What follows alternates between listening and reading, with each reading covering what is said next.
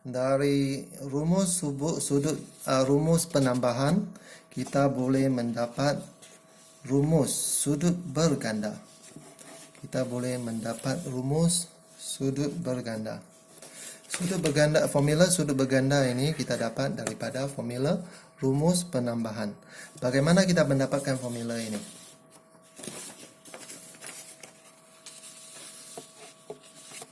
Contoh yang pertama.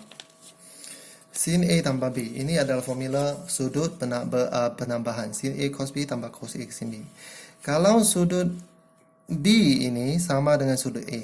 Kalau sudut B ini sama dengan sudut A, apa akan berlaku? So, B kita akan ganti dengan A, ganti dengan A, ganti dengan A. Inilah rumus yang kita dapat. Dan seterusnya. A tambah A ialah sin 2A. Inilah sin A cos B, sin A cos B. Sama. That's why 2 sin A cos B. Kita dapat rumus yang pertama. Rumus yang kedua. Dari formula cos A tambah B. Ialah cos A cos B tolak sin A sin B. Kalau sudut B sama dengan sudut A, maka apa kita buat?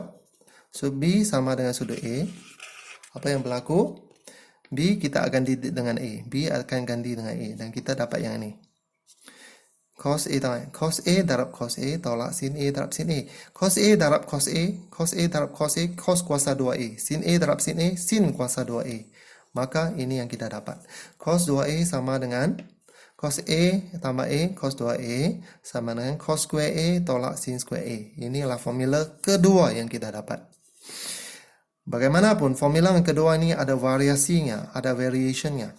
Kita boleh gantikan. Masih ingat identity yang kita sudah belajar. Sin square A tambah cos square A sama dengan 1. Cikgu boleh gantikan cos square A ini sama dengan, cikgu boleh gantikan sin square A ini sama dengan, sin square A ini diganti dengan 1 tolak cos square A. Maka ini yang kita dapat. Cos square A, cikgu tulis balik. Tapi sin square A ini ganti dengan 1 tolak cos square A. Apa yang kita dapat? Kita dapat 2 cos square A tolak 1. Maka kita ada variasi yang kedua untuk cos square A. Cos square A, ini pun cos square A.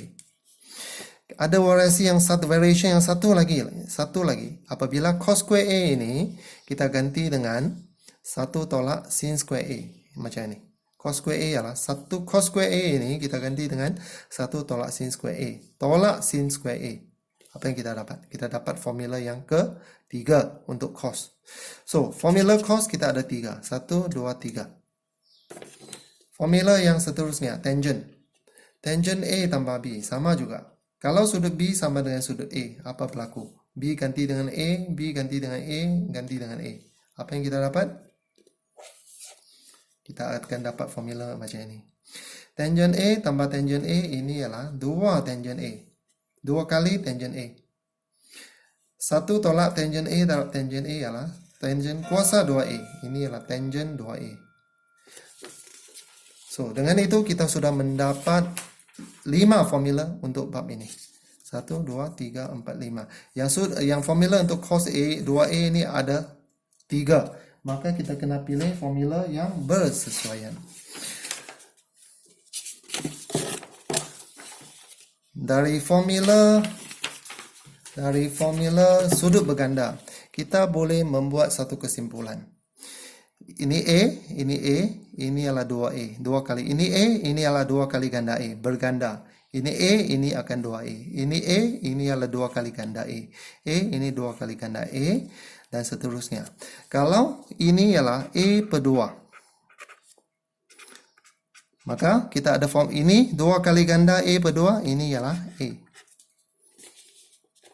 Kalau ini A per 2.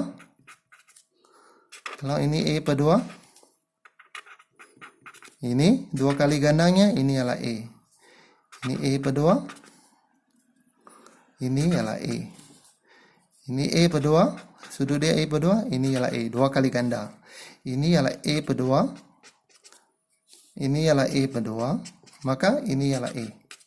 Dan seterusnya kita boleh buat kesimpulan yang lain. Kalau ini ialah 2A. Katakan ini ialah 2A. Maka ini akan formula sin. Ini ialah 4A. Ataupun formula kalau ini ialah 2A. Cos. Ini adalah 4A. Yang penting ini 2A, ini adalah 2 kali gandanya. Kita boleh membuat set formula yang lain. Okey, sekarang kita masuk pada contoh. Contoh 1. Selesaikan persamaan trigonometri berikut. Sudut X antara 0, 3 hingga 360 darjah. Kita selesaikan persamaan trigo yang ini. Apa kita buat? Cos 2X. Kita boleh menggunakan formula sudut berganda tadi. Kita ganti dengan 2 cos square X tolak 1. Mengapa cikgu pilih formula ini? Sebab sini ada cos. Masih ingat kita ada 3 formula untuk cos. Tetapi cikgu pilih formula yang kita ada 3 formula untuk cos. Cikgu pilih formula yang ni. Sebab ini ada cos. So, dia akan sama. Maka dalam kes ini, kita dapat yang ni. 2, kembangkan. Kemudian, dipindahkan ke sebelah sini, cikgu dapat yang ni. Ini adalah satu formula. Ini adalah satu persamaan kuadratik. So, seterusnya cikgu boleh membuatkan penggantian. Iaitu cikgu gantikan cos X ini dengan A. Maka, 4A square. Ini adalah A, tolak 3 sama dengan 0. Cikgu faktorkan. Dan cikgu dapat nilai A adalah 3/4 dan A adalah -1. Dan jangan lupa kita kena ganti balik. Kita kena ganti balik. Apakah A yang kita ganti tadi? A adalah cos X. Maka kita dapat cos X 3/4 dan cos X sama dengan -1. So, ini adalah persamaan trigonometri. Apa yang kita kena ingat? Untuk menyelesaikan persamaan trigonometri ini, kita ada 3 langkah. Langkah 1, langkah 2, langkah 3.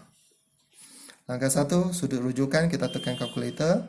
Langkah 2, ini ialah positif. Kita tentukan sukuan, iaitu sukuan SSTK. Cos positif, sukuan pertama dan sukuan keempat. Dan kita dapat nilai theta. Kita hendak mencari sudut theta. Apakah sudut X yang kita dapat dalam kes ini? Sudut X ya 41/41 darjah. Sudut yang kedua ialah dari sini sampai garisan yang kedua. Ini ialah 318.59 darjah. Untuk kes yang kedua ni, cos X sama dengan -1. Cikgu rasa ini tak payah kita buat lah. Sebab ini ialah sudut yang special.